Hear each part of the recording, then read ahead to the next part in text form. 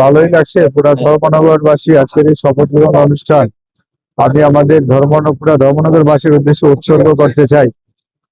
ধর্মনগরের গণদেবতারা ভোটাররা যেভাবে মাধ্যমে জয়ী করেছেন, রেকর্ড সংখ্যক ভোট দিয়ে ভারতীয় জনতা পার্টির প্রতিনিধিকে পুরা পবিত্র বিধানসভায় প্রবেশ করেছেন, তার জন্য আমি ধর্মনগরবাসী সবাইকে আমি অভিনন্দন, নমস্কার এবং প্রণাম জানাই। কোন বিষয়টাকে প্রায়োরিটি দেবেন বিধায়ক হওয়ার পর? ডেভেলপমেন্ট, উন্নয়ন উন্নয়ন ধর্মনগরকে আমরা উন্নত ধর্মনগরে রূপান্তরিত করতে চাই।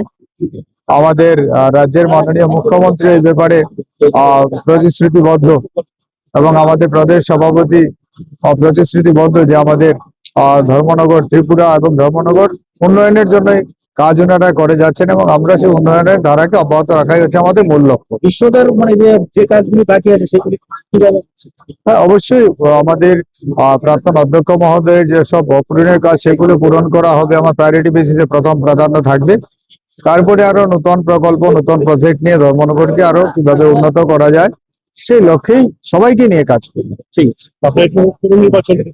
আছে। হ্যাঁ, সামনে আমার একটা ছেলেই আগামী 5-6 মাসের মধ্যে আসছে।